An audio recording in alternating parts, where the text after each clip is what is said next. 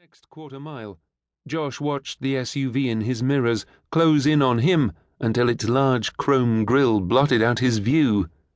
Instead of passing, the black sport utility clung to the Contour's bumper. "Pass me, damn it!" Josh shouted at the tailgater. As if responding to Josh's request, the SUV darted out from behind him onto the left-hand side of the road.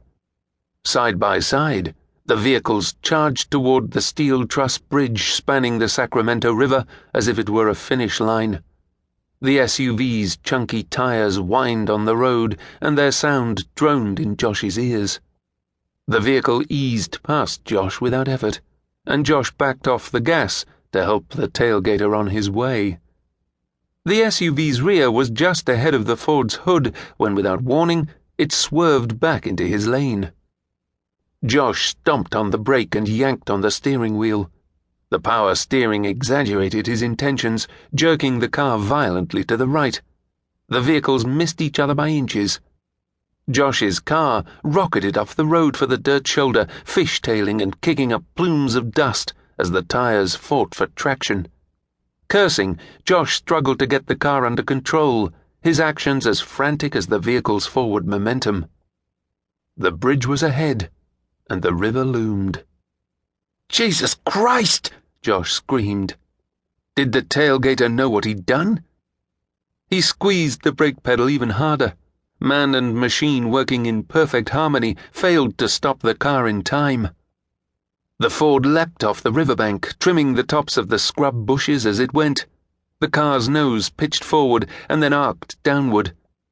The dark waters rushed up toward Josh, and fear grabbed him as he saw his fate. His hands gripped the wheel tightly, and his fingernails cut grooves into his palms. He continued to jam his feet on the brake pedal in the vain hope it would prevent the car from ever hitting water. The weightless feeling in his stomach made him nauseous. He wanted to slam his eyes shut, but morbid curiosity kept them open. The sound of the car's engine died in time with the slowing wheel revolutions. The Contour sounded as if it were sighing, resigned to the thought of its impending fate. The Ford struck the hard water with the force of a sledgehammer. Inside the car, a dull thud reverberated in conjunction with the roar of 1,000 gallons of water being displaced around the vehicle. Water hissed on the hot exhaust and engine block. The shock-resistant bumper, unable to resist the shock, was ripped off and dragged under the car, and the hood buckled in sympathy. The side panels splayed, and the trunk popped open, casting its contents into the river like a fisherman casting live bait. The car's interior clutter, pens, CDs, the phone, his daughter's toys, created a small storm of junk, some of which clattered against the back of Josh's head. Josh didn't get to witness the impact. A billowing cloud mushroomed before him in an instant, and his vision turned silver-white. He felt a jolt of pain across his chest, and his right side tingled. For a moment, he thought he'd died and gone to heaven. Josh wasn't in heaven. The seatbelt had locked, pinning him in place, and the driver's airbag had detonated, exploding into his face. The chilling water seeping into his shoes told him he wasn't dead, and his ordeal wasn't over. The car was in the water and sinking. He smashed his fists into the deflating airbag. He had to see how bad it was, and it was bad. The nose-heavy Ford tilted forward at an angle, the huge engine forcing the crumpled hood underwater.